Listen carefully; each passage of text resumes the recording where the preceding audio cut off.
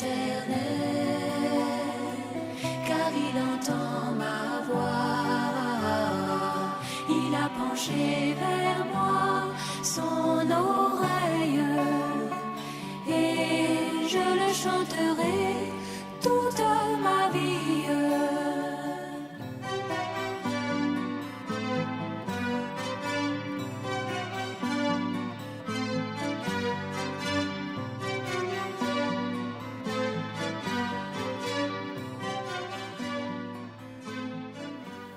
Amen.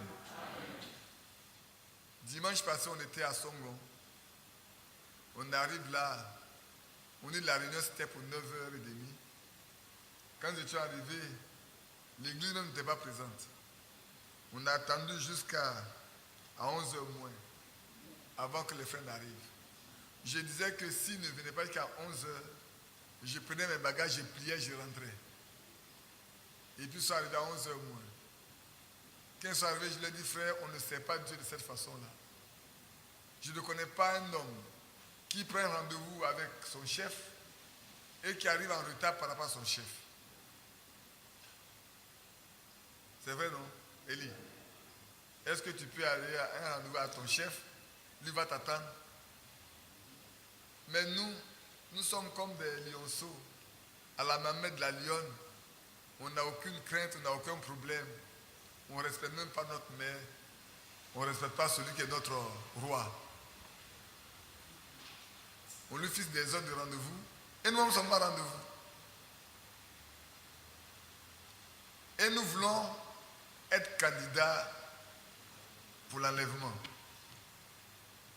Nous disons que nous sommes des chrétiens. Et nous chantons partout que nous sommes des messages. Nous sommes des messagistes, non pas des chrétiens. C'est pour ça que je bénis Dieu pour ce que mon frère Mathias fait dans ces temps. Dans les voyages, l'heure est l'heure. Tu arrives 1 minute après, le car est parti. Ça va prendre aux frères et aux sœurs à s'organiser. Ça va prendre aux frères et aux sœurs à se mettre à jour. Ça va prendre aux frères et aux sœurs à prendre des dispositions pour être au rendez-vous. C'est important. Nous pensons que c'est des choses assez légères, mais ce n'est pas vrai. Elles sont importantes. Regardez bien, pour ceux qui ont l'habitude d'écouter les bandes des prédictions de Frère Branham, il y a des gens qui quittent des milliers de kilomètres pour venir écouter ce qu'il a à dire. Et souvent même, sous la pluie, il n'y a même plus de place dans la salle. Il y en a qui restent sous la pluie. Les gens restent sous la pluie, attendant peut-être 2 heures de réunion, 1 heure de réunion. Juste ça. Pourquoi? Parce que c'est tellement important pour leur âme qu'ils ne veulent pas manquer à quoi que ce soit. Mais nous sommes comme des enfants gâtés. Ah non. Je le dis et je le répète, bien-aimés, si les premiers ont combattu dur pour être agréables à Dieu, après le salut qu'il leur a donné, nous aurons besoin de combattre durement comme les autres, comme eux, pour hériter de la vie comme eux ont combattu. Le salut, Dieu nous le donne gratuitement. On n'a rien à faire. J'étais perdu, j'étais perdu. Personne ne cherchait le Seigneur. Il nous a cherchés, il nous a appelés à lui, il nous a montré le chemin, il nous a montré ce qu'il faut faire. Maintenant, il est temps pour nous de nous mettre à l'ouvrage afin d'être agréable à lui en toutes choses. C'est tellement merveilleux de voir quand nous voyons la gloire de Dieu, la grâce de Dieu nous accompagner dans ce que nous faisons. C'est vrai. Je parle comme ça sans dire de quoi je parle. Mais je dis, il est merveilleux de voir la main de Dieu nous accompagner. Quand nous avons une chose à faire, que lui nous accompagne, c'est merveilleux simplement. Parce que ce n'est pas nous qui faisons, c'est lui qui le fait. Peut-être je lis avec vous un petit passage que j'ai lu avec nos frères ce matin. Je ne pourrais pas le traiter entièrement comme je l'ai traité. Cependant, c'était à vous que c'était destiné. Peut-être je le traiterai plus tard, plus profondément. Ce soir, je voulais seulement lire un peu sympa avec vous. Parce que nous sommes en une réunion de prière. Notre frère François, arrivé de Libreville avec le frère Jean-Marie. Demain, on va le présenter. Mes frères, tu peux te lever déjà pour que les frères te voient. Voilà, c'est votre frère qui vient de Libreville. Demain, il va vous saluer. Quand tout le monde sera là, il vous saluera avec notre frère Jean-Marie qui a... C'est sa maison, de toute façon. Non, après toi, il y en a qui sont nés. Il y en a qui ne te connaissent pas. Est-ce que je me trompe? Est-ce qu'il n'y a pas de nouveaux frères? Ah, il y a des gens qui sont nés. Parce qu'on n'adhère pas, on naît. Et tu as des frères qui sont nés après toi. Tu ne les connais pas et ils ne te connaissent pas. Il faut te présenter à tes frères parce que tu étais à l'étranger. Et puis ta maman, ton église a eu de nouveaux enfants qui sont nés. Mais je crois que c'est des vraies naissances. Hein. Vous avez compris ce que je veux dire? De vraies naissances. Des gens qui sont vraiment nés comme fils et filles de Dieu. Pas ceux qui viennent pour demain repartir. Maintenant, je dis une petite chose qui me concerne. Parce que je suis certain que vous allez apprendre ça dans peu de temps. Parce que hier ou avant-hier, quelqu'un m'a envoyé un SMS. Vous dites, ah frère Badi, voilà ce qu'on apprend sur ton compte. Que frère Franck doit venir et puis tu t'opposes férocement à sa venue. Alors on a essayé de filer pour voir d'où ça vient. Et j'ai trouvé le jeune homme qui en parle. Et je lui dis, mais dis-moi qui t'en a parlé. Il me dit, dis pas. Qui n'est pas autorisé à dire le nom de la personne. Mais moi, de lui dire c'est vrai ou c'est faux. Je lui ai dit, demain que tu ne peux pas autoriser à me dire le nom de la personne, je ne suis pas autorisé à te dire c'est vrai ou c'est faux. Et monsieur te dit que ce n'est pas vrai. Qu'est-ce que tu vas croire? Tu ne vas pas croire. Mais c'est normal. Pour moi, je trouve ça normal. Parce que le diable ne peut pas cesser de mentir. Malheureusement, il y a des gens qui se barricadent eux-mêmes.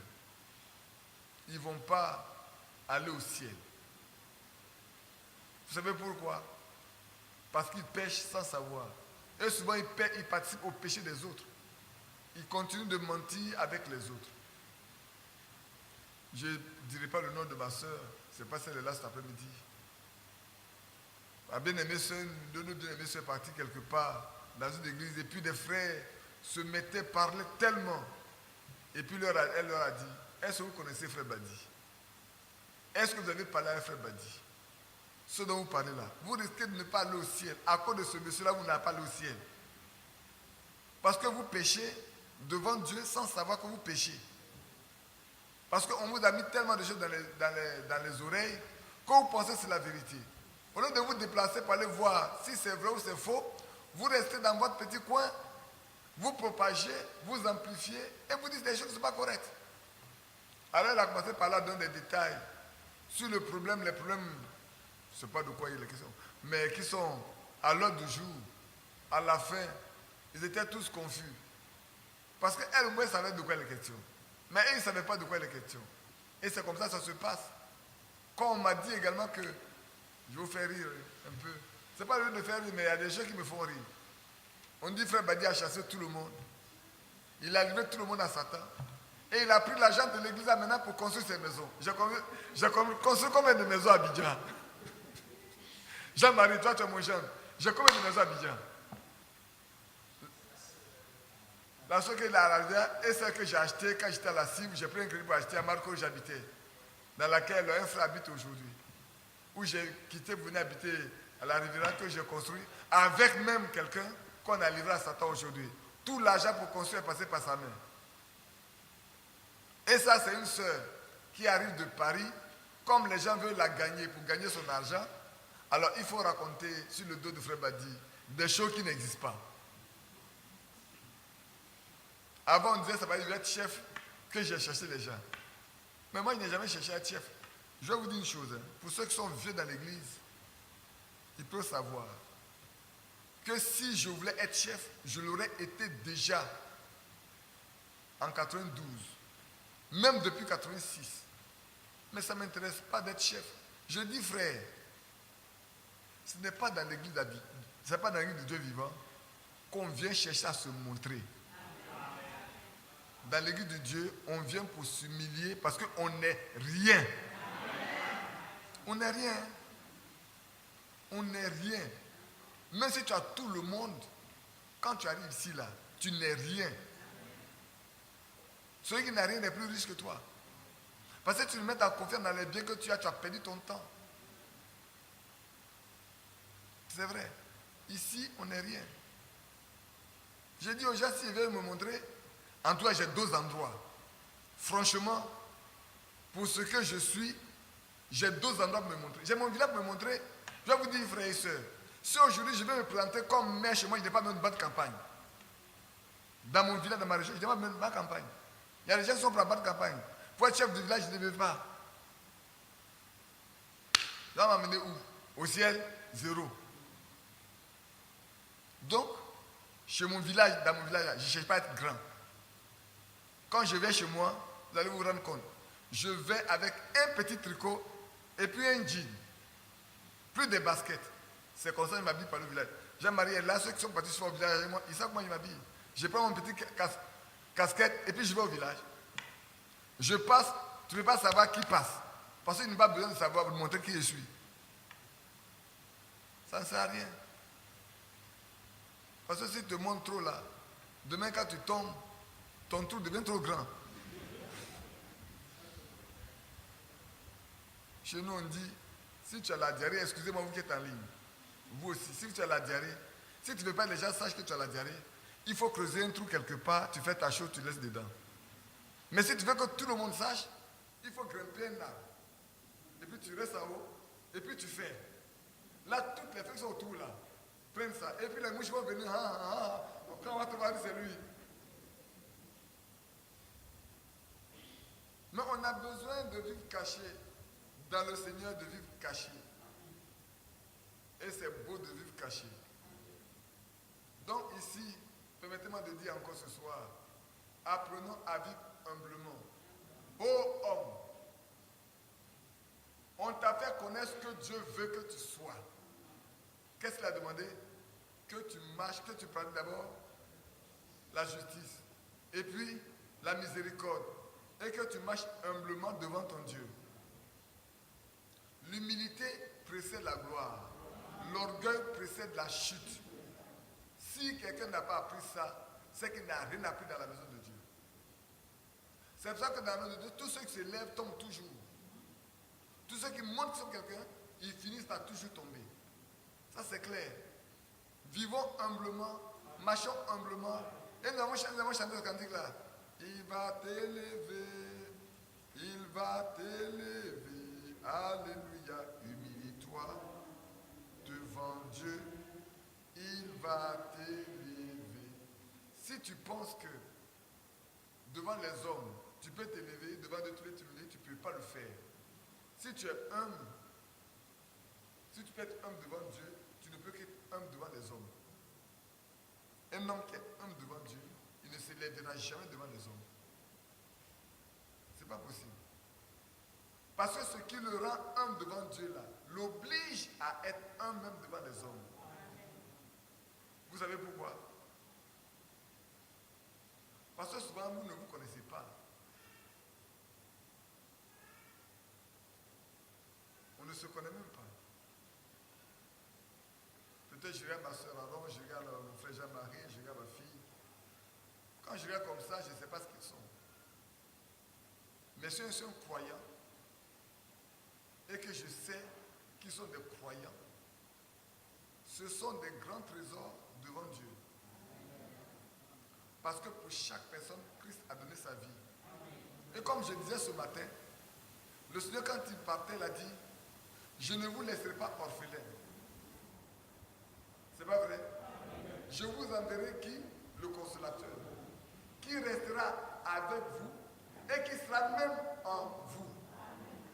Maintenant, frère, si un homme ou une femme dans la maison de Dieu a reçu Christ et que Christ habite en lui, si tu peux t'humilier devant Dieu, ne peux que t'humilier devant celui en qui Christ habite. Pour moi, c'est une évidence. Parce que tu sauras que Dieu habite en lui. Et comme Dieu habite en lui, tu ne peux que t'humilier parce que tu n'es rien du tout. Puisque la personne va s'humilier également. Et si toi, Dieu habite en toi, tu vas t'humilier. Parce que l'esprit de Christ est un esprit d'humilité.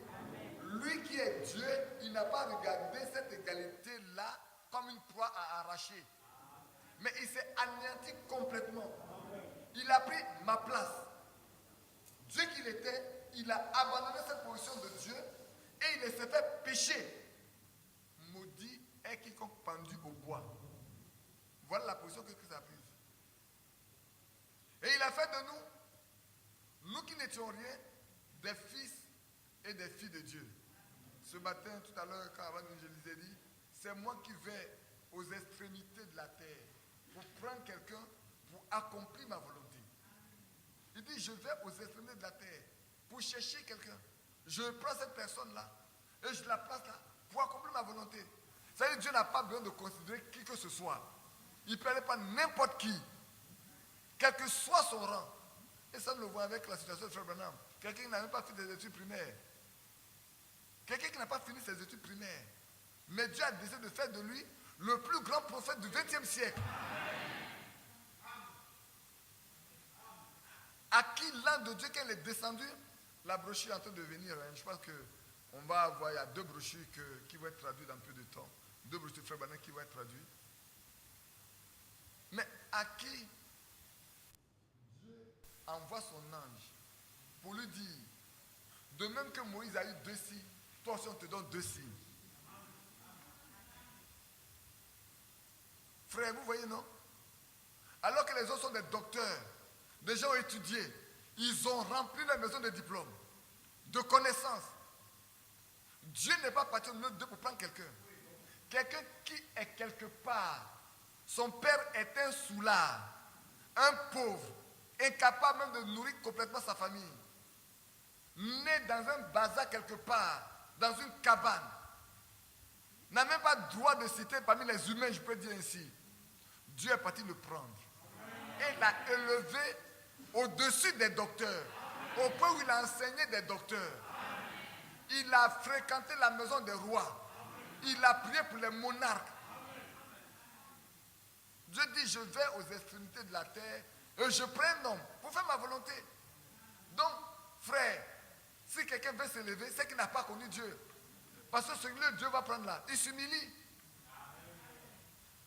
Dieu met sa vie en lui, Dieu met ses dons au point où ce n'est pas lui, puisqu'il reconnaît que ce n'est pas lui, c'est Dieu qui fait.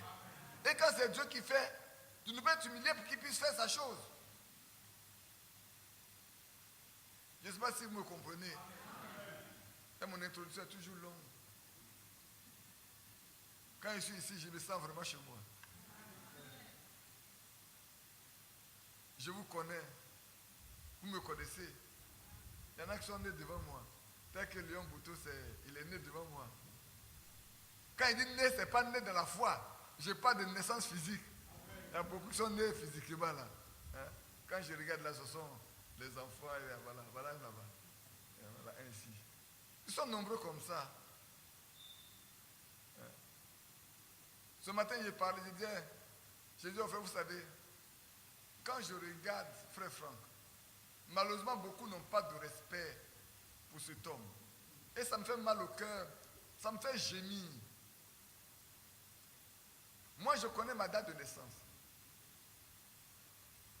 Et quand je comprends ma date de naissance, au jour où cet homme a reçu le message, si je vous le dis, si je dis quelque chose, vous allez connaître mon âge, ma date de naissance. Donc je ne le dirai pas. Quand je regarde l'année où il a rencontré frère Branham là, quand je regarde moi ma date de naissance, et puis je rapporte ça à l'année où il a reçu, je vais vous dire, je ne peux que m'humilier devant cet homme. Et quand l'homme de Dieu lui dit en ce temps-là que tu es un serviteur de Dieu, est-ce que Dieu a enlevé ce que son serviteur avait dit en ce temps? Dieu n'a pas enlevé. Déjà en ce temps-là, Dieu l'a établi son serviteur. Beaucoup n'étaient pas nés.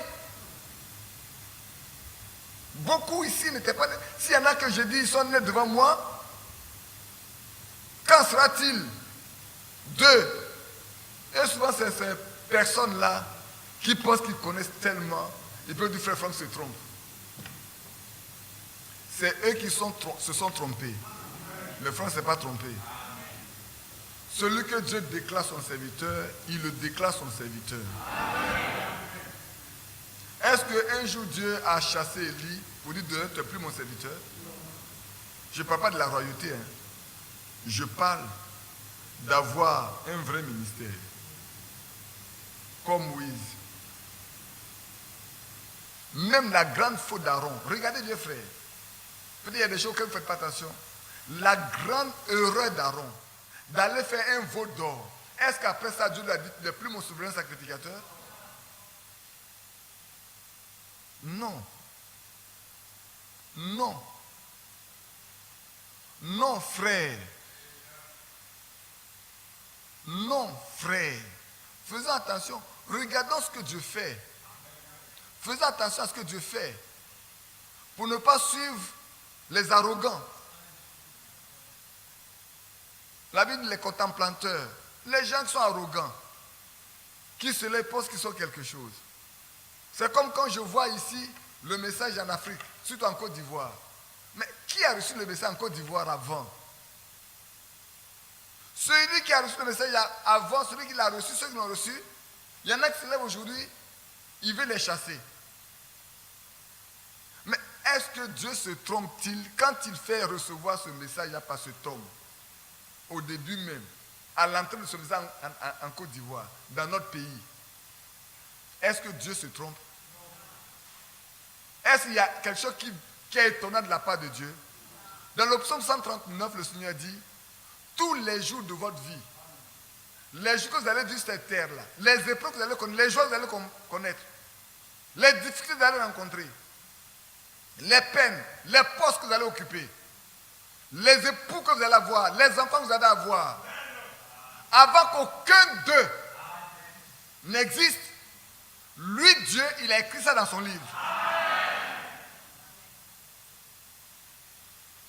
Dieu lui l'a écrit. Alors, est-ce que Dieu peut se tromper quand le moment arrive et il accomplit ce qu'il a arrêté depuis l'aube des temps? Non. Dieu savait que pour que ce message se répande ici en Côte d'Ivoire, il fallait que cet homme-là reçoive ça le premier. C'est lui qui a décidé. La personne n'a pas décidé. Mais Dieu a décidé que ça soit comme ça. Comme j'aime bien le dire. Je n'ai jamais décidé de rester tout le temps ici à Abidjan. Mais chaque fois que moi-même j'ai voulu partir, il y a eu des obstacles. Il y a eu des moments où moi j'ai voulu quitter l'église d'Abidjan complètement pour laisser l'église en paix. Parce qu'il y a des moments où c'était difficile. Mon frère Mathias m'en parlait souvent. Mais quand je prends ma décision pour quitter son Abidjan, il y a toujours un obstacle que je reste. Je suis resté aujourd'hui. Maintenant, je n'ai même plus envie de partir nulle part. Maintenant, je n'ai plus envie de partir nulle part. Et puis de deux, j'allais où? Avec l'âge qu'on a, on veut seulement aller à la retraite et puis bon, se reposer. Si le Seigneur veut qu'on continue de le servir, oui. Ça, je sais. Je sais. Je ne vous dis pas ça aujourd'hui. Je sais. Je sais qu'on va continuer de marcher humblement devant sa face. Jusqu'à ce que la mort vienne nous prendre, on fera ce qu'on doit faire. Parce que vous savez, il y a des moments où on se demande, mais Seigneur, est-ce qu'on doit continuer ou on doit arrêter? Et puis on dit, Seigneur, bon, écoute, maintenant là, franchement, quand on voit ceci, on voit cela, on voit ceci, on dit, Seigneur, laisse-nous arrêter. Laisse-nous arrêter parce qu'on est un peu fatigué, on veut arrêter. Et puis lui dit, tu ne vas pas arrêter. Quand il dit, tu ne vas pas arrêter, tu devrais de continuer. Amen. Et moi, le fait d'être là ce soir pour vous parler, pour moi c'est très important. Non, pour moi personnellement, ce n'est pas pour vous, mais pour moi. Et il sait de quoi je parle. Il sait que toi tu pourras demander à ton ami Vincent. Je lui ai donné une partie, juste une partie. Je ne donne pas toujours tous les événements, je cache une partie pour ne pas donner l'impression d'être quelque chose. Amen. Bon, on va lire quelque chose et puis on va... Ouais, j'ai déjà parlé pendant 30 minutes. On pourrait même prier. N'est-ce pas? On va lire dans 1 Thessaloniciens. 1 Thessaloniciens chapitre 2. Mais on va se lever quand même.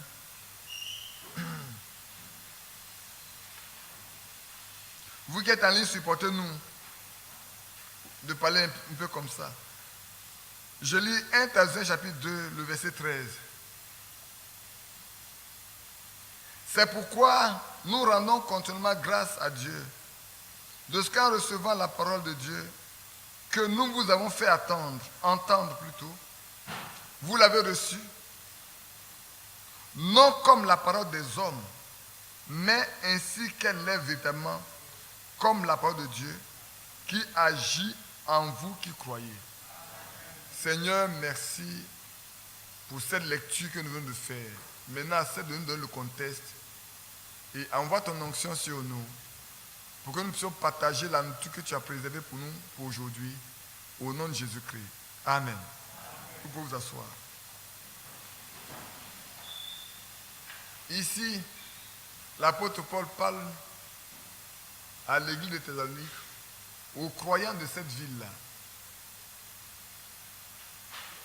Il dit depuis que, si vous lisez un peu, en haut, vous comprendrez. Vous pouvez rappeler la bête de Seigneur, dit, vous vous rappelez, frères, notre travail et notre peine, nuit et jour, à l'œuvre, pour n'être à l'achat d'aucun de vous. Nous vous avons prêché l'évangile de Dieu. Ça, je peux le dire ici à Abidjan. Moi aussi, je peux le dire à Abidjan. Que c'est gratuitement que je prêche l'évangile ici à Abidjan. Je ne prends rien de l'église d'Abidjan. Et je ne vais rien prendre de l'église d'Abidjan. Et comme Dieu connaît mon cœur, il me donne ce dont j'ai besoin pour ne rien prendre de l'église d'Abidjan. Peut-être me voyez acheter des voitures, vous vous dites pourquoi. Je les ai achetées pour garder, pour que le jour où je vais à la retraite, je puisse les utiliser pour aller là où il veut que j'aille pour le servir. C'est pas que j'achète ces voitures-là. C'est pas pour montrer que j'ai de l'argent, non, non, non. J'ai fait une fois, j'achète, je garde, pour que quand je ne serai plus en fonction, je vais les utiliser pour aller dans la forêt, dans la brousse, là-bas, où on ne peut pas rentrer comme ça, pour aller le servir. C'est tout. C'est pour ça que j'achète ça. Mais pas parce que je vois bien. Ça sert à quoi? Je ne m'en irai pas au ciel avec. Je dis souvent aux frères que si on a l'argent, ce qu'on va au ciel avec, il faut le donner à ceux qui en ont besoin. Et puis bon, ben, chacun l'utilise, c'est tout. Donc je peux le dire également ici, non pas par orgueil, mais oui, je crois que ici également depuis, j'ai donné l'évangile gratuitement. Au point l'année où, pendant 20 mois, je n'avais rien du tout à faire, j'ai refusé de prendre l'argent. Et je pense que c'est une fierté pour moi de le dire aujourd'hui, comme je l'ai toujours dit. En ce temps-là, mon frère Yapi Jean m'a dit, mais frère Badi, mon frère Kone également. Je crois que c'est Kone ou Yapi Jean m'a dit, frère Badi, tu es orgueilleux. Si tu ne t'humilies pas, Dieu ne va pas donner un travail. Il dit, frère Kone, je sais qui m'a appelé. Celui qui m'a appelé là, je le connais. Personnellement, je le connais. En 1974, à mars 1974, un après-midi, je ne partais pas dans une église. Petit catholique, j'étais déçu du catholicisme et j'ai décidé de ne plus aller nulle part. Mais ce jour-là, il m'a dit, abandonne tout, viens sur moi. Je vous parle comme si c'était hier. Et les événements se sont produits les uns après les autres dans la même soirée. Qui m'a prouvé qu'il est Dieu. Qui m'a prouvé que quand il dit une chose, il accomplit. C'est pour ça que quand on avait ce problème en 2006, je crois, en juin 2006, et qu'on traitait, j'ai dit à un frère quelque part ici, maintenant je ne l'appelle plus frère à ce temps-là, on parlait, j'ai dit frère, nous ne sommes pas venus de la même façon. Nous n'avons pas fait les mêmes expériences. Il dit, moi aussi j'ai fait des expériences, il dit, tu le verras plus tard. Tu comprendras qu'on n'est pas la même chose. Pas parce qu'on veut, mais si lui l'a décidé, on ne peut rien faire avec ça. Il faut le connaître pour s'appuyer sur lui. Il faut le connaître pour s'attendre à lui. Il faut le connaître pour compter sur lui. Bien-aimés frères, c'est tellement important de connaître celui qui est notre maître et notre sauveur.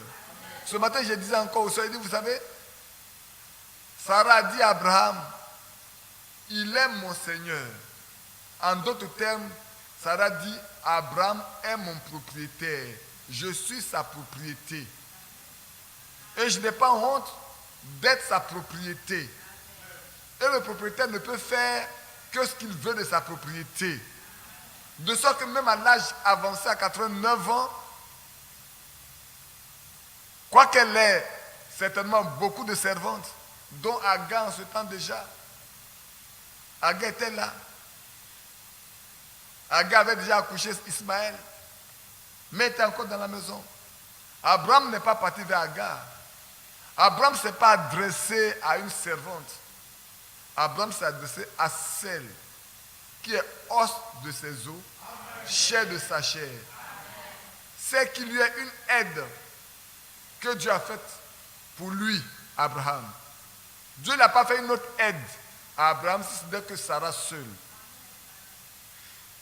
Elle peut dire à Sarah, vite, une fleur de farine, pétris et fais des gâteaux. Et cette vieille dame, notre vieille mère, elle a obéi sans murmurer, sans se plaindre. Elle a obéi à son mari. Elle a honoré son mari devant les étrangers qui étaient assis là. Oh, quelle vertu! Et c'est pour ça que l'apôtre Pierre peut dire, mais c'est d'elle que vous êtes devenus des filles, en faisant ce qui est bien, en imitant votre mère Sarah. Bien-aimée, Sarah est montée assise là-bas quelque part. Et la Bible dit dans Luc qu'ils venaient de l'Est, ils venaient de l'Ouest, ils venaient du Sud et du Nord pour s'asseoir à la même table avec Abraham. Mais nous pouvons s'asseoir à la même table que ceux qui ont pour père Abraham. Ah oui? C'est vrai qu'Ésaïe le dit. Il dit, jetez un regard sur le rocher d'où vous avez été taillé, où vous avez été pris. Donc je poursuis. Vous êtes témoins, et Dieu l'est aussi. Oui, que nous avons eu envers vous, qui croyez une conduite sainte, juste et irréprochable. Est-ce que c'est vrai?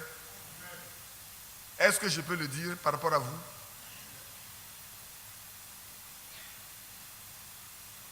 Moi, vous pouvez me reprocher beaucoup de choses. Mais depuis 1984, j'ai commencé à prêcher dans cette église.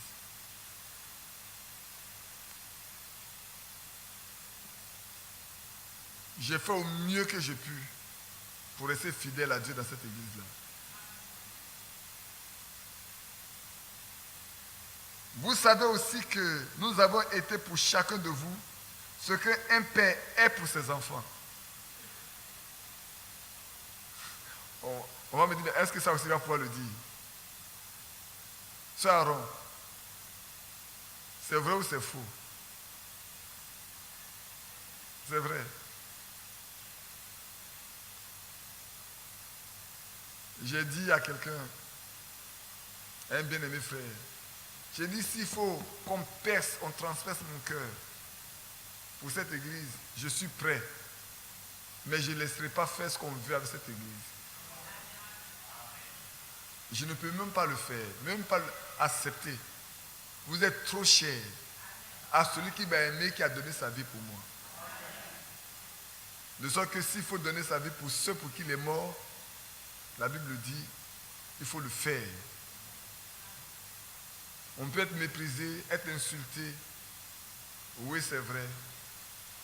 On doit accepter, parce que notre Seigneur a été insulté. Il a été calomnié. On a dit toutes sortes de choses sur lui.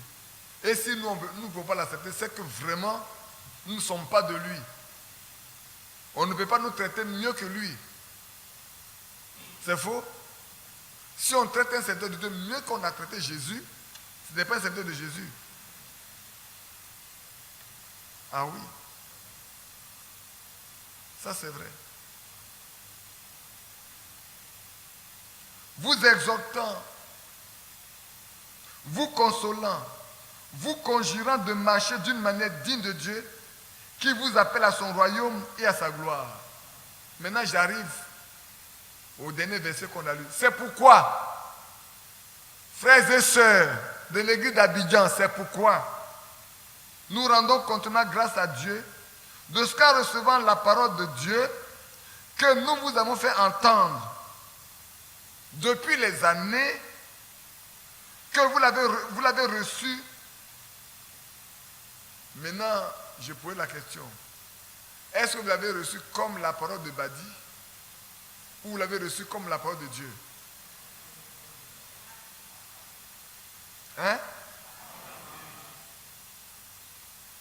Il y en a qui pensent que c'est Badi qui parle. Alors il peut dire cet homme, il nous fatigue. Il nous gêne. S'il pouvait nous plaire dans l'église, nous mettre en paix. Mais vous n'aurez pas de paix. Parce que cette voix va vous poursuivre jusqu'au jour du jugement. Même si je mourais aujourd'hui, dans votre conscience, quand vous dormirez, vous entendrez cette voix. Ça, sachez-le.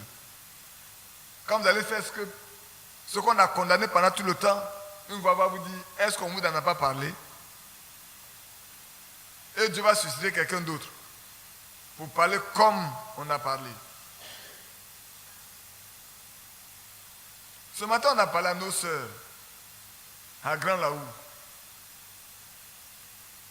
à celles qui se comportent encore comme celles qui sont dans le monde. Elles s'habillent comme des femmes du monde. Vous savez, quand j'étais parti aux États-Unis avec ma femme, la jeune camarade d'école de Nathanaël, qui nous a reçus et qui a mis sa voiture à notre disposition, a regardé une chose. Vous savez, il y a des gens qui savent observer, à regarder une chose.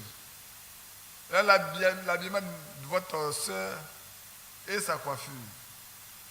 Elle s'est rendue compte que la vieille dame avait des cheveux naturels et qui a bien poussé. Et puis nous, on est rentrés, on n'a pas fait attention.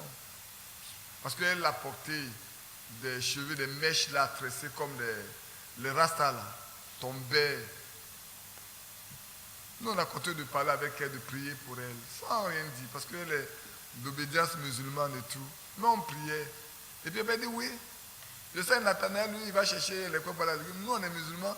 Mais on sait, lui, souvent, de temps en temps, il va chercher des coins. Même s'il n'est pas satisfait, il va chercher des coins de temps en temps pour aller à l'église. Et puis on est rentré. Je crois qu'il doit y avoir un mois. Je l'ai appelé, bon, je l'appelle pour voir. Puis je l'ai appelé. Elle dit, papa, j'ai défait mes cheveux, je suis en train de chercher à... C'est parce que je veux avoir des cheveux comme ceux de maman. Je veux avoir des cheveux naturels. Je vais appeler maman pour lui demander comment elle fait pour avoir ces cheveux-là. Sœur, le monde veut ressembler à des croyants. Il y a des croyants qui veulent ressembler au monde. Celles qui veulent ressembler au monde, elles sont déjà dans le monde. Même si celles qui sont dans le monde, qui veulent ressembler aux croyants, ne sont pas dans l'église. Mais celles qui sont dans l'église et dont le cœur est déjà dans le monde, elles doivent savoir qu'elles sont dans le monde. Parce que les deux ne peuvent pas aller ensemble. Ou bien vous êtes tout entier à Dieu, ou vous n'y êtes pas du tout.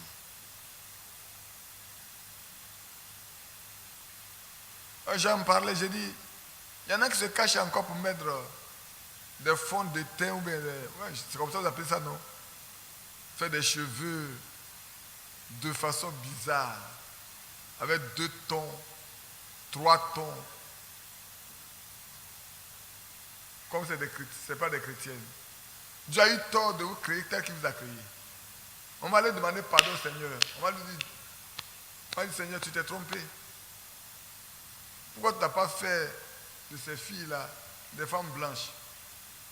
Pour qu'elles aient des cheveux qui tombent jusqu'à la taille. Vous aimez ça, donc on n'a qu'à demander pardon. On lui demande pardon, Seigneur, tu t'es trompé. On vient te demander pardon, tu t'es trompé, il faut refaire. Non. Dieu vous connaît.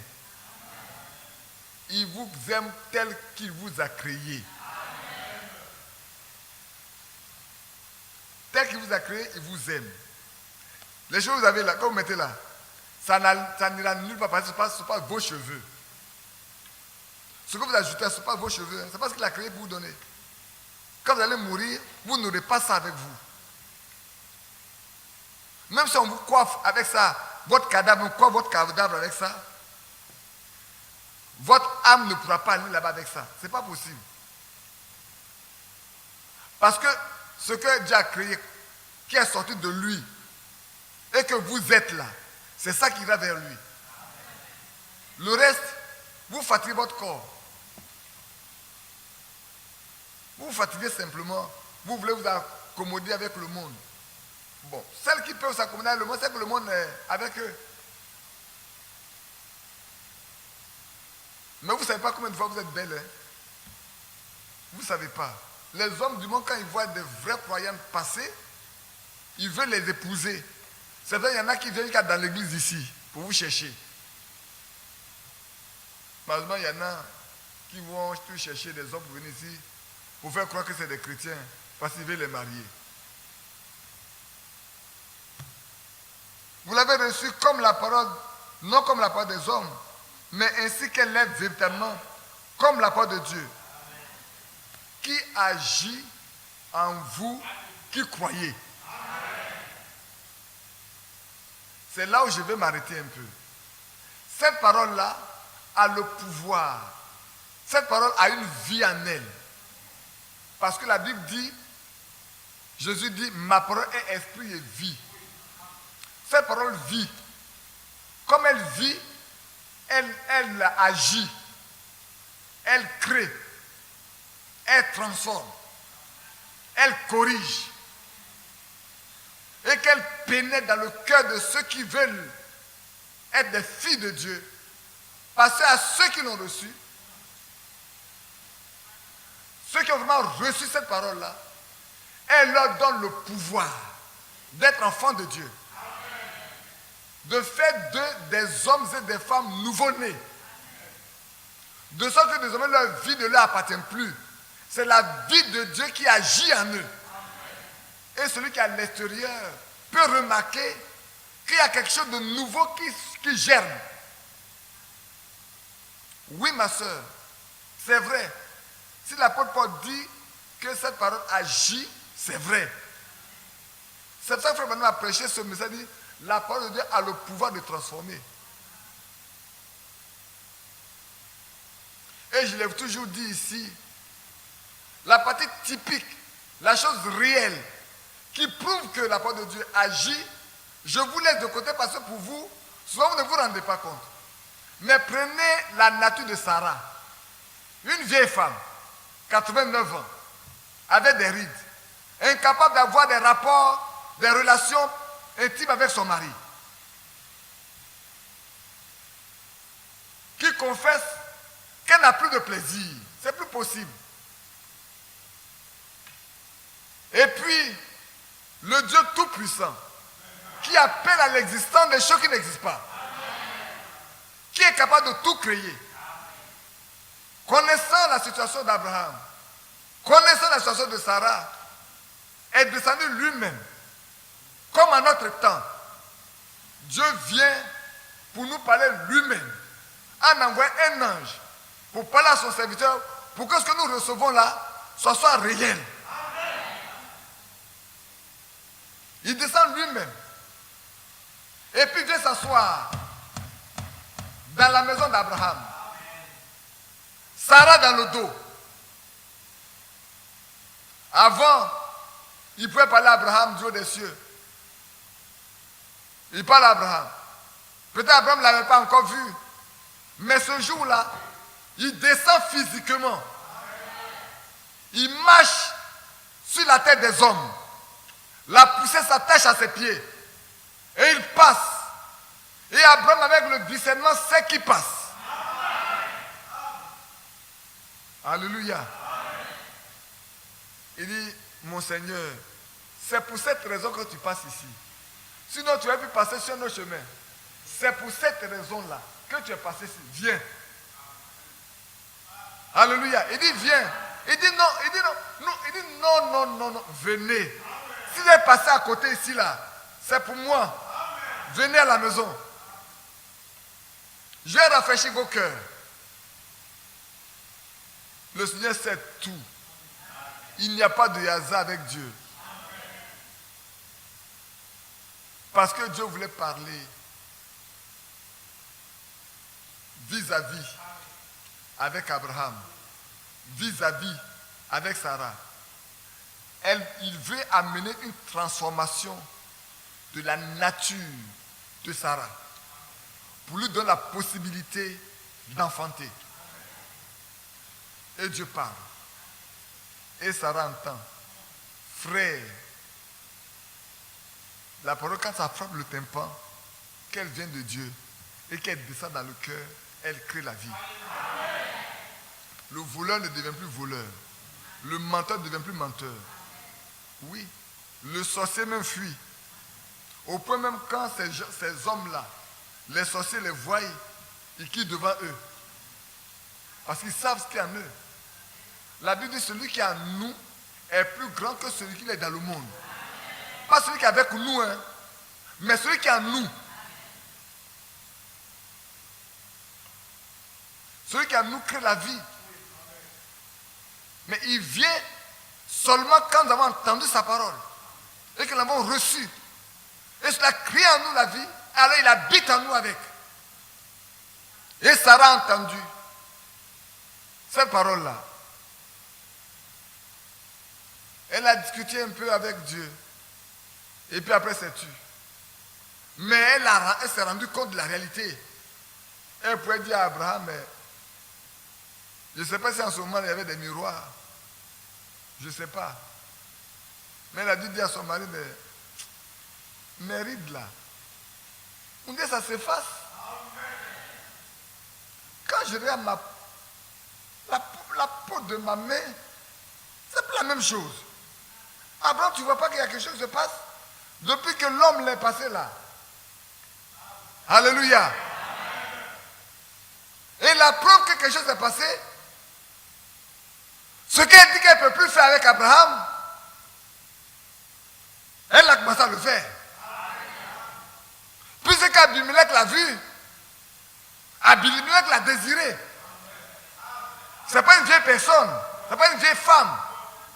Abimelech arrive par la fenêtre, Abraham joue avec sa femme. Il a dit, mais les gens me disent, mais la jeune dame là, la dame, le monsieur vient, une jeune dame là, mais elle est trop belle. Tu dois la voir pour femme, toi le roi. Ce n'est pas lui qui doit la voir.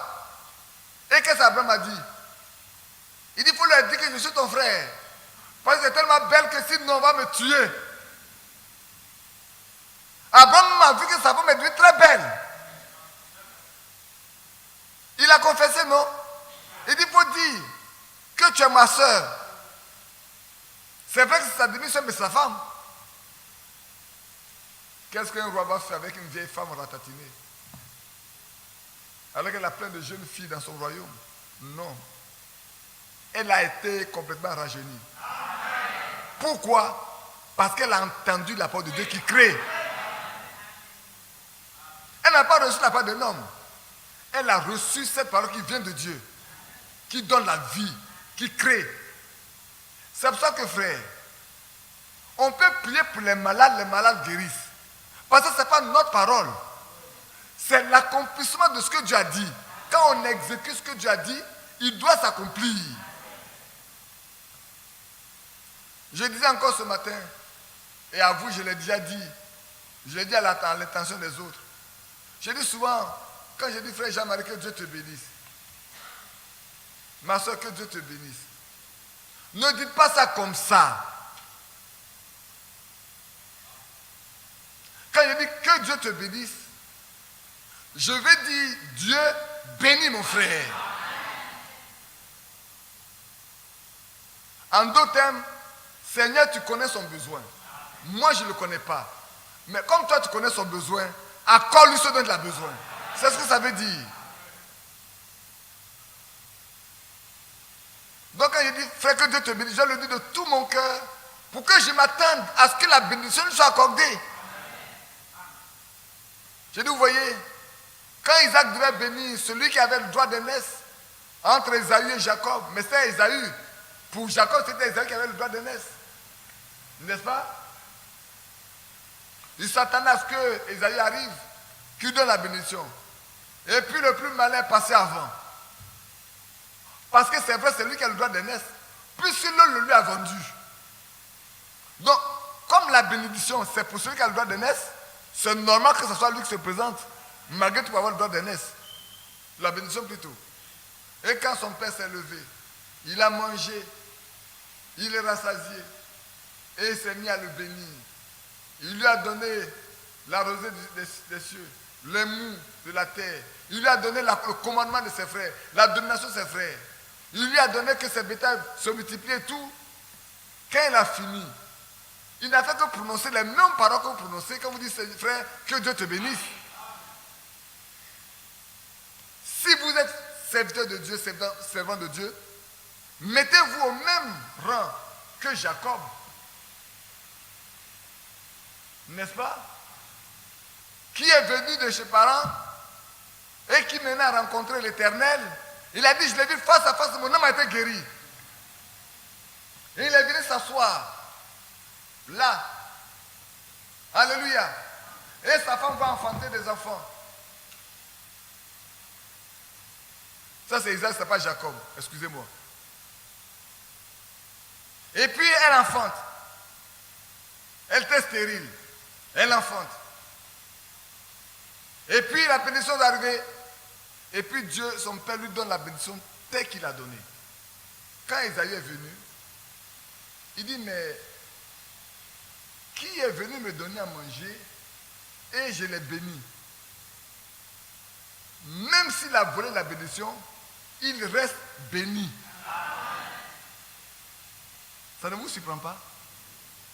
Même si il est venu de la manière frauduleuse pour prendre la bénédiction, elle ne sera pas ôtée. La même parole que vous prononcez là, si vous mettez la place d'Isaac, vous prononcez la même chose.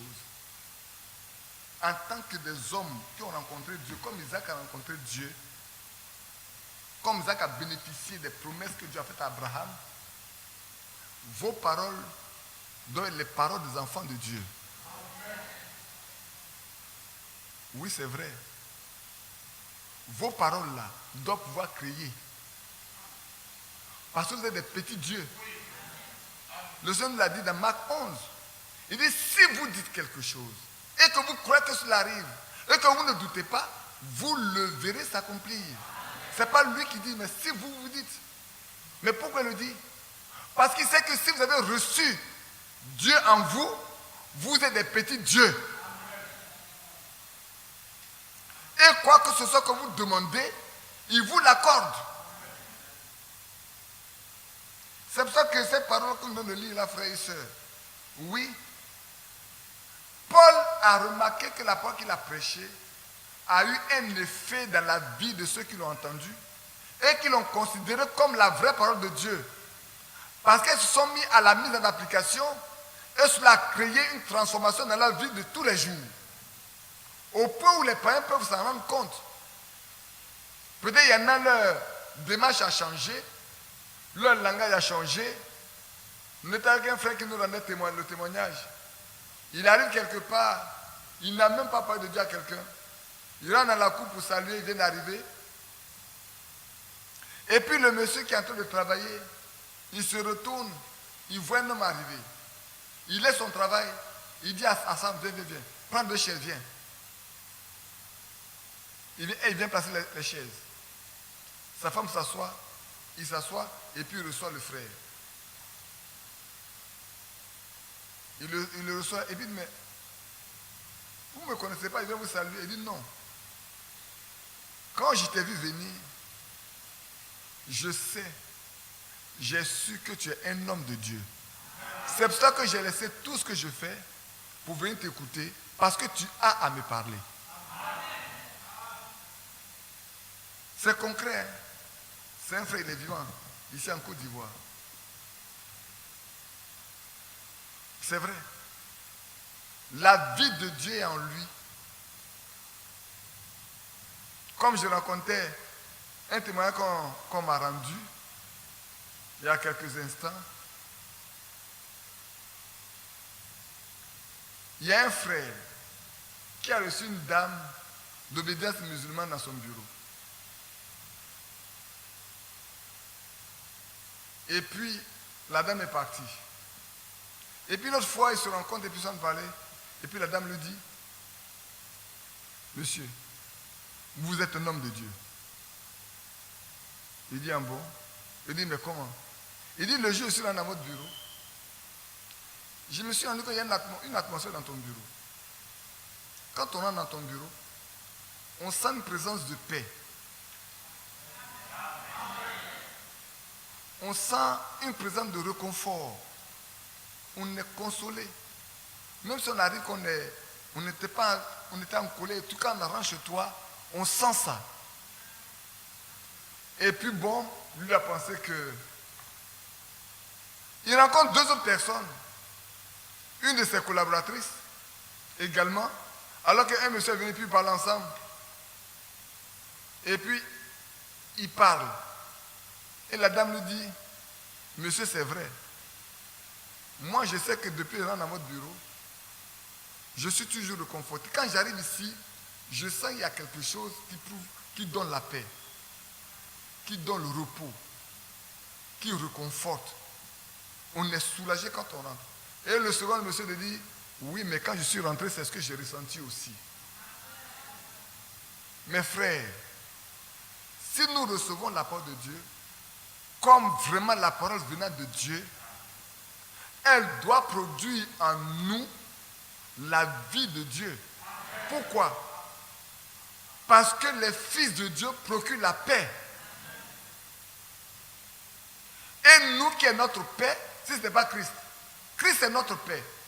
Et s'il est notre paix et qu'il est avec nous, mais cette paix-là, nous la partageons avec ceux qui sont autour de nous. C'est pour ça que j'aime dire, frère, si un fils de Dieu, une fille de Dieu va quelque part, il y a le trouble, sa présence seule doit apporter la paix. Si ce n'est pas le cas, vous devez vous interroger sur la nature de cette personne-là. Il y a des gens sont en paix, quand ils arrivent au milieu d'eux, avant de partir, il y a des troubles. Il y a des mésententes. Sachez, ce ne sont pas des fils de paix. Ils ne peuvent pas. Même quand ils se donnent le nom de chrétiens, ils ne le sont pas. Parce que Dieu lui-même fait connaître ses enfants à ceux qui ne sont pas encore enfants. Regarde ce monsieur-là, qui se rend compte que l'homme qui rentre chez lui est un homme de Dieu qui vient pour lui parler, qui a un message pour lui. C'est nous qui ne nous connaissons pas. Et ça, je le dis souvent. Souvent, les vrais croyants ne se connaissent pas. Le diable connaît ceux qui sont enfants de Dieu. C'est vrai. Regardez quand le Seigneur Jésus était sur la terre. Quand les religieux l'appelaient Belzébul, disaient que c'est un démon, que c'est un menteur, c'est un trompeur. Mais tous les démoniaques ne disaient pas ça. Qu'est-ce que les démoniaques disaient? Tu es venu pour nous trouver déjà, le temps n'est pas encore arrivé. Toi, tu es fils de Dieu. Tu es le Saint de Dieu. Regardez Paul, avec Barnabas, quand ils sont dans la ville, alors qu'ils sont combattus par les religieux, mais c'est une femme possédée de l'esprit de pitié qui dit, ces hommes-là sont des ouvriers de Dieu, ils vous annoncent la vraie parole de Dieu. Pourquoi alors, nous qui sommes des croyants, et surtout les croyants de cette fête des temps, nous à qui Dieu a envoyé quelque chose de très particulier, dit, la parole que je vous envoie doit produire en vous la même foi que celle qui était chez les apôtres. Je termine. Hein. J'ai fait 1 heure de temps déjà. Je ne sais pas si vous comprenez. Cette parole que nous avons reçue, l'objectif de cette parole, elle ne peut pas retourner à Dieu aussi longtemps que ce n'est pas encore accompli. Ça, vous devez le noter. Ce que je a dit là, ça doit accomplir l'objet pour lequel Dieu l'a envoyé. L'objet, c'est qu'elle retourne nos cœurs, notre foi, à la même hauteur, à la même qualité que la foi des apôtres. Amen.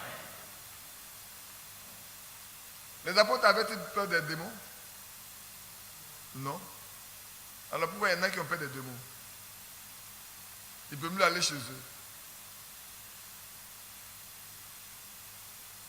Les apôtres n'avaient même pas peur de persécution. Mais ici, quand tu dis une chose qui est un peu dure et qui va quelque part, on dit, il ne faut pas attirer la persécution sur nous, hein.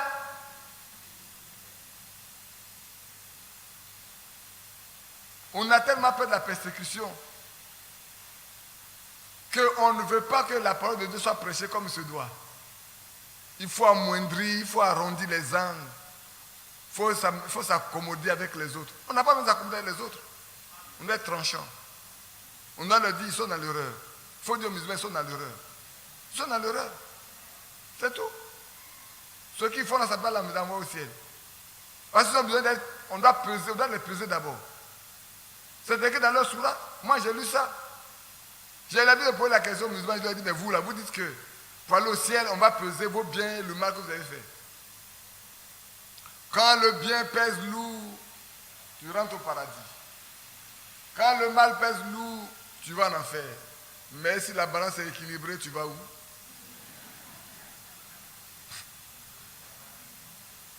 Parce qu'il ne faut pas exclure que la balance peut être équilibrée. Le diable n'en aura pas besoin, Dieu n'en voudra pas non plus. Vous allez où? Je vais vous dire une chose. En 87, j'étais au Togo avec un collègue sénégalais, musulman. Alors on discutait, on parlait, il défendait, puis il lui dit, ben, dans ta sourate, maintenant je n'ai pas le numéro, dans ta sourate, voilà ce qui est écrit. Il dit oui. Il dit bon. Donc toi, si le nombre de biens que tu fais là, c'est lourd plus que l'autre, tu as le ciel. Il dit oui, c'est comme ça c'est écrit. Et l'autre il va en enfer, c'est comme ça c'est écrit, d'accord. Mais si c'est équilibré, si pour toi est équilibré, tu vas aller où? Depuis 84, je prêche qu'aujourd'hui, il ne m'a pas donné la réponse. Et je vais vous dire, quand je lui ai posé cette question, on n'a plus discuté des choses de Dieu jusqu'à ce qu'il prenne son avion et va au Sénégal. Moi, je prends ma voiture, mais je prends l'avion et je vais en Côte d'Ivoire. Il n'y a pas de réponse. Nous savons où tu es perdu, où tu es sauvé. Et tu ne peux rien faire pour te sauver. Le Seigneur t'a donné gratuitement. Maintenant, tu dois marcher dignement en prouvant aux gens que tu es sauvé. Ce qu'on a à faire, c'est de montrer aux gens qu'on est sauvé, qu'on est différent. C'est pour ça que si quelqu'un dit je suis croyant et qu'il vit comme le monde, c'est qu'il n'a jamais été sauvé. Le salut vient de ce que Jésus habite en nous. Après avoir versé son sang, après qu'il soit mort à la croix et qu'il soit ressuscité, alléluia. Alors il a donné cette parole-là pour qu'elle produise en nous la vie de Dieu. C'est pour ça que 2 Pierre 1 dit, il a donné tout ce qu'il faut, pour que nous ayons la même nature que lui, qui est la nature divine. Tout ce qu'il faut faire pour que vous et moi, nous ayons la même nature que Dieu, le Seigneur l'a tout fait. Maintenant, il est question que nous rentrons en possession de ce qu'il a fait, pour que nous puissions prouver aux gens effectivement qu'il nous a sauvés. Maintenant, cette parole-là agit-elle en vous? Est-ce que cette parole agit en vous? Écoutez-moi bien. Je disais ce matin aux sœurs, j'ai dit si cette parole agit en vous, vous allez vivre comme Sarah a vécu par rapport à Abraham. Et nous les hommes, si cette parole agit en nous, nous marcherons comme Abraham a marché, comme Paul a marché, comme Pierre a marché, comme Jean a marché, comme Polycarpe a marché. Nous marchons de la même manière. N'est-ce pas? Si cette parole agit en nous, nos enfants sont plus rebelles. Nous aurons la patience à leur égard jusqu'à ce que Dieu les transforme. Nous les hommes, qui peut-être avoir des formes difficiles, nous aurons patience à leur égard jusqu'à ce que Dieu les transforme. Parce que je l'ai prêché ici. Jacques chapitre 5, après verset 7. Nous devons être patients jusqu'à l'avènement du Seigneur. Ce n'est pas pour un jour. Ce n'est pas pour un an. Ce n'est pas pour 2 ans. C'est jusqu'à ce que le Seigneur vienne. Et cette patience-là, tout le monde doit savoir que nous sommes patients. Si cette parole agit en nous, nous aurons à produire les 9 facettes du fruit de l'esprit. On en avait parlé ici déjà, non? Qui s'en souvient? Qui depuis a commencé à compter le nombre qu'il a? Il y en a 9. Qui a déjà 4? Qui a déjà 3? Qui a déjà 7? Vous riez. Ce matin, quand j'ai commencé à prêcher, c'est hier soir, quand j'ai commencé à prêcher, j'ai posé la question, qui est prêt ce soir là, si le Seigneur vient, il va aussi partir au ciel. Tout le monde a levé la main. Mathias m'a regardé, n'a pas levé la main. J'ai dit, toi, tu connais la chose. Et quand j'ai fini, je dis, maintenant qu'on a fini là, qui veut lever la main? Plus personne ne lève la main. Je dis, bon, on va compter le nombre de fruits. La facette là, il y en a 9. On va regarder qui a un. Il y a un qui a levé la main. Tu as 2, il a levé la main. Tu as 3, il a levé la main. Tu as 4, il a levé la main. Je dis, mais toi, tu es déjà proche du ciel. Hein? 5, il a levé la main. 6, il a levé la main comme ça. Je suis arrivé à 7, il me regarde. 8, il me regarde. Je dis, ah, d'autres ne sont pas encore rentrés aussi comme nous. Comptez, frères, ne jouons pas. La Bible dit que nous devons produire les 9 facettes de l'esprit. Ce n'est pas nous, mais s'il habite en nous, cela doit être automatique.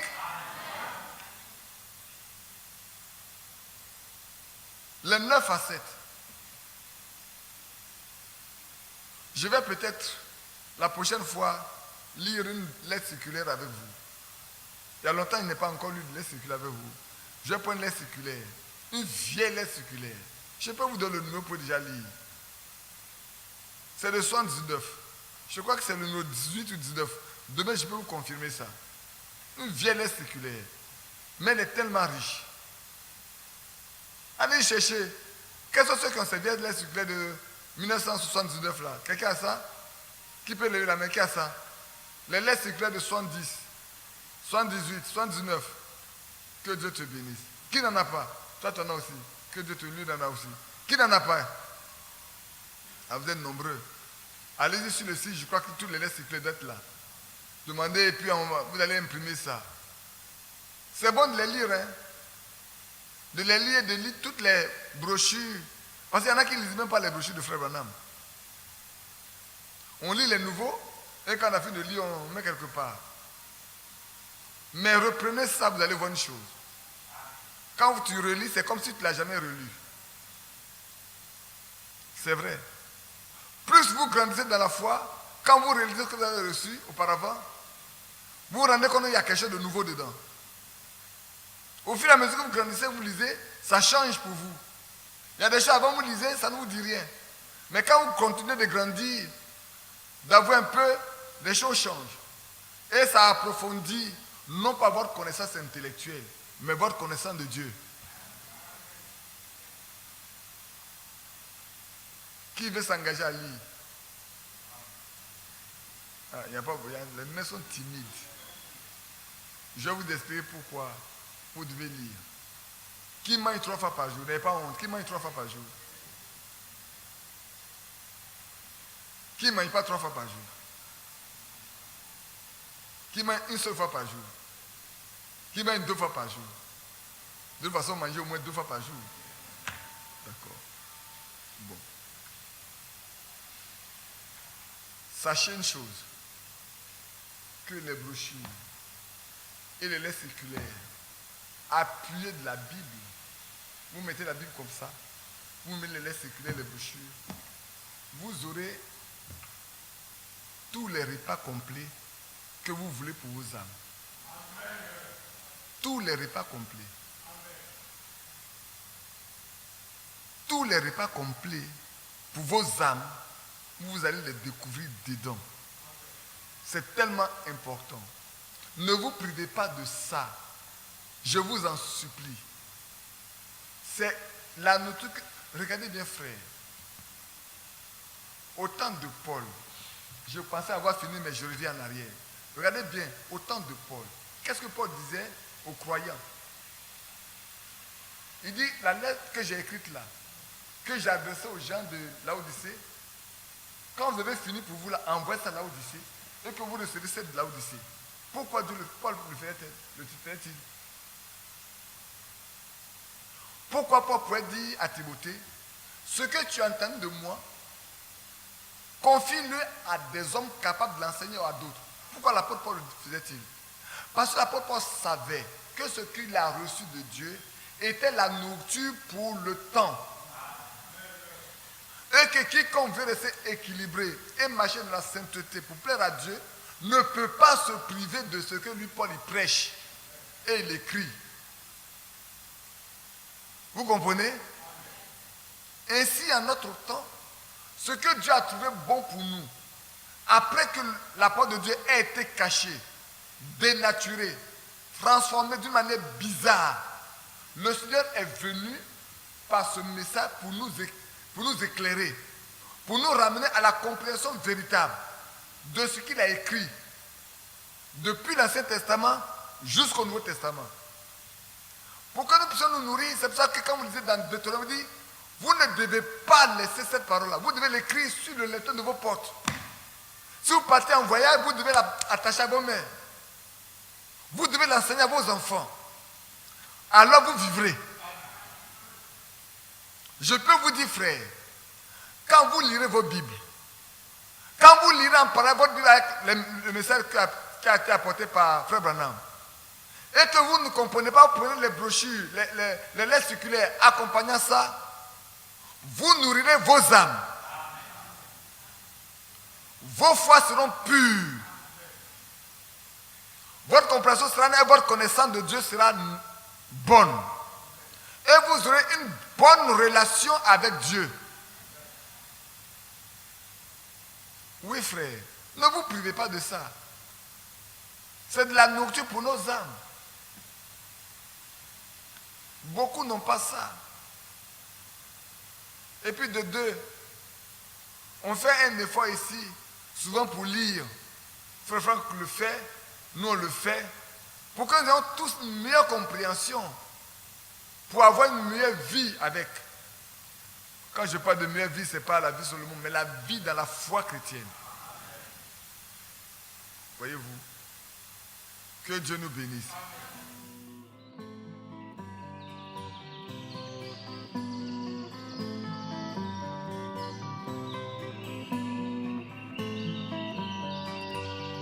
J'aime l'Éternel, car il entend ma voix. Il a penché vers moi son oreille, et je le chanterai toute ma vie.